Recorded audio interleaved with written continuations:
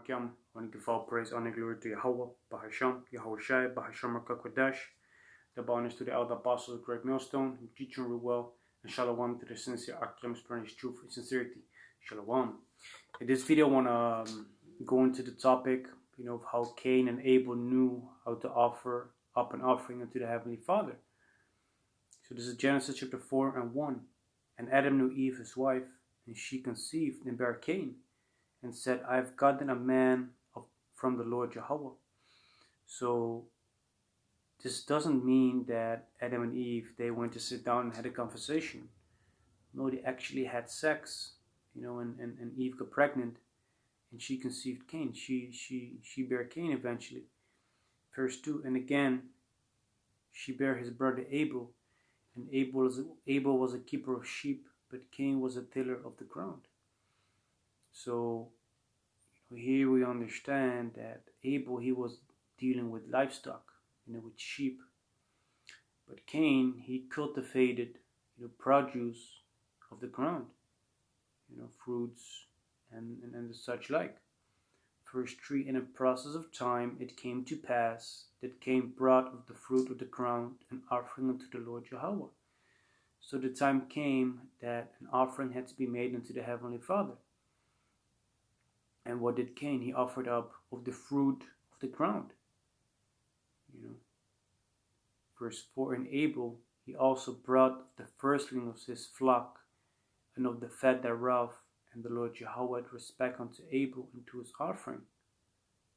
But unto Cain and to his offering he had not respect, and Cain was very wroth, and his countenance fell. So here we understand that Abel, he offered up of the sheep that he kept. He offered them up unto the Heavenly Father, the firstlings of his flock. And the Most had respect unto Abel for what he did. But now we also understand that the fruit that Cain offered up unto the Heavenly Father, the Most had not respect unto him. So what I want to go into is, how did they know that they had to offer up a sacrifice unto the Heavenly Father? Of which we now know that Abel, he laid up a good sacrifice, and Cain, he laid up the wrong sacrifice. But the point of this lesson is, how did they know that they had to offer up that sacrifice? That sacrifice that had to be made. How did they know that?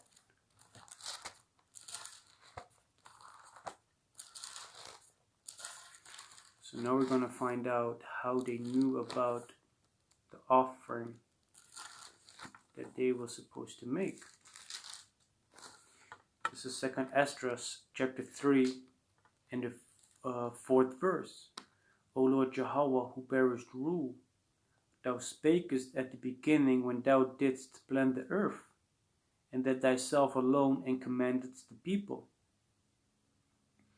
and gavest the body unto Adam without soul, which was the workmanship of thine hand, and didst breathe into him the breath of life, and he was made living before thee.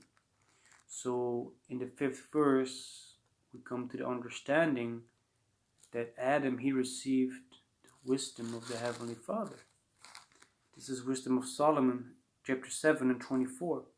For wisdom, so Adam, he received wisdom of the Heavenly Father. For wisdom is more moving than any motion. She passeth and goeth through all things by reason of her pureness. For she is the breath of the power of the Most High, and a pure influence flowing from the glory of the Almighty. Therefore can no undefiled thing fall into her. So now we understand that the breath of life that was breathed into Adam is talking about wisdom. Adam received wisdom from the Heavenly Father. Back in 2 Esdras, the 3rd chapter and the 6th verse. And thou leddest him into paradise, which thy right hand had planted, before ever the earth came forward. And unto him thou gavest commandment to love thy way, which he transgressed, and immediately thou appointest death in him, and in his generations, of whom came nations, tribes, people, and kindreds out of number. So we understand now that it says in the 7th verse that Adam was commanded to love the ways of the Heavenly Father. This is John chapter 14 and verse 15. If ye love me, keep my commandments. So we understand that Adam, was commanded to keep the commandments of the Heavenly Father, which he received in an oral fashion. He received the law, statutes, and commandments in an oral fashion.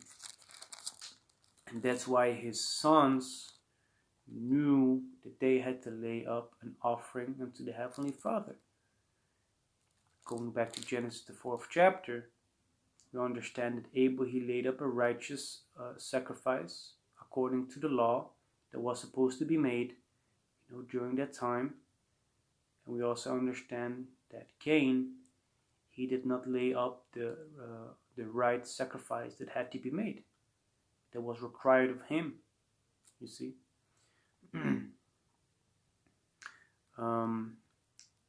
Second Ezra chapter 3 and verse 7.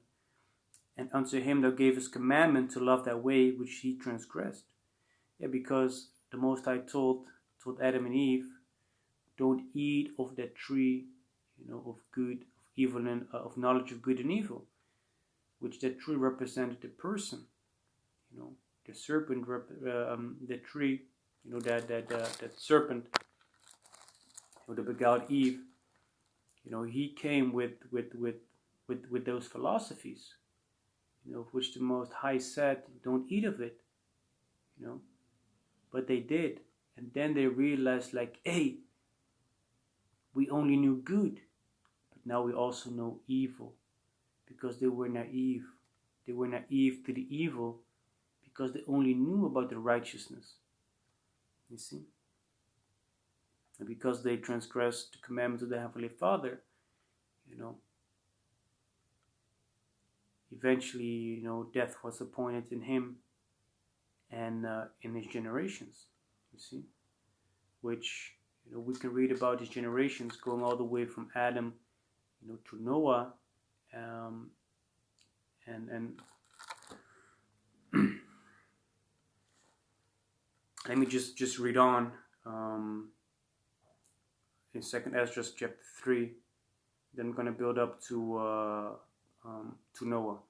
This is 2nd Ezra, the 3rd chapter and the 8th verse. And every people walked after their own will, and did wonderful things before thee, and despised thy commandments. So the people knew about the law, statutes, commandments of the Heavenly Father, but they put them off. They didn't want to know him. And eventually, if we go back to Genesis, the 6th chapter, it says, and in the 5th verse, and the Most High saw that the wickedness of man was great in the earth, that every imagination of the thoughts of his heart was only evil continually. And it repented the Lord Yahawah that he hath made man on the earth, and it grieved him at his heart.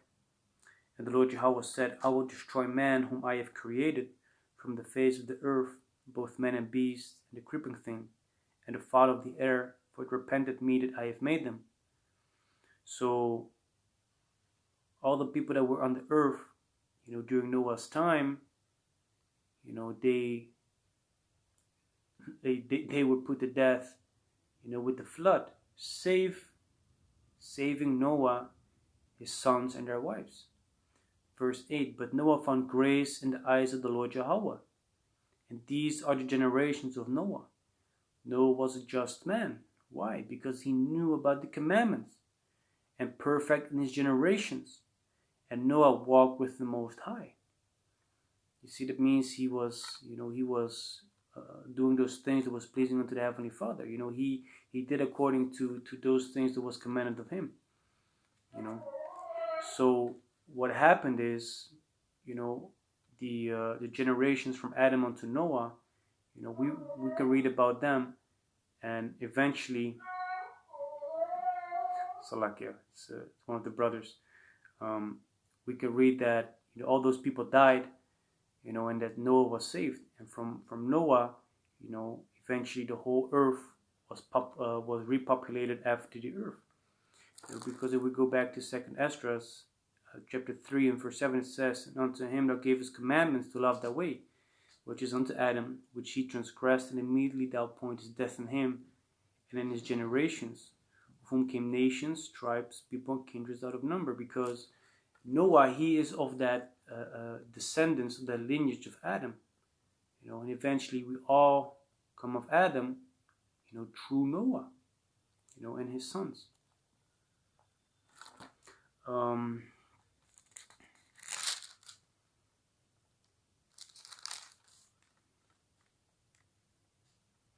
So eventually Noah, it's lucky the Most High told Noah, like, hey, build the ark. I'm going to save you, and your sons, make the ark big enough to carry the animals as well, and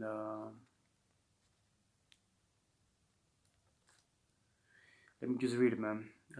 Genesis chapter 6 and 10. "And Noah begat 3 sons, Sem, Shem, Ham, and Japheth.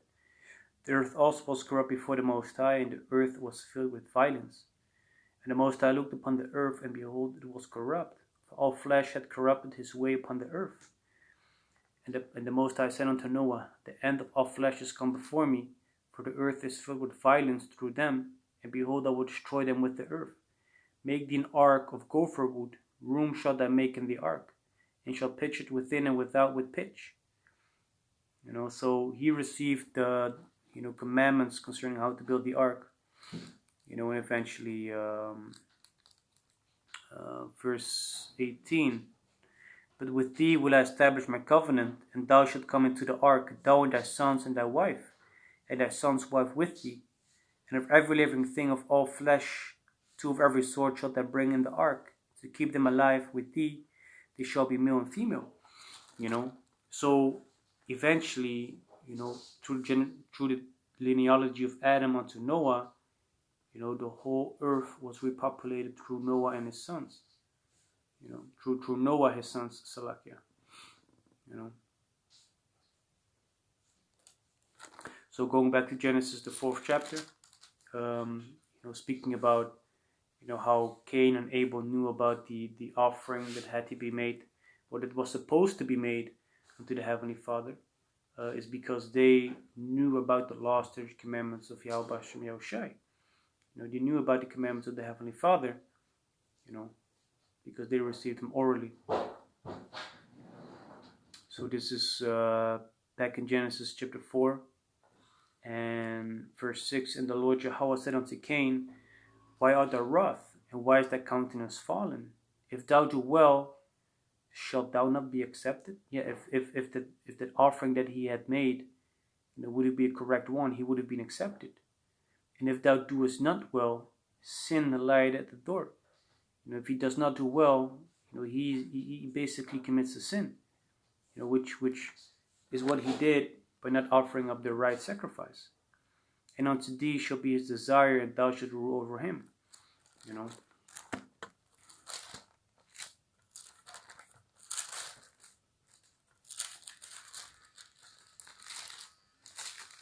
This is 1 John chapter 3 and 4.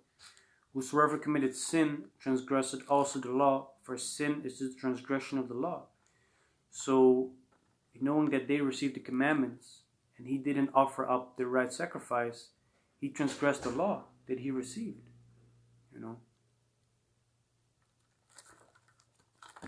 So, yeah, man, that was the the things that I wanted to bring out concerning how Abel and Cain knew about the offering that was supposed to be made unto the Heavenly Father, is because they knew about the commandments.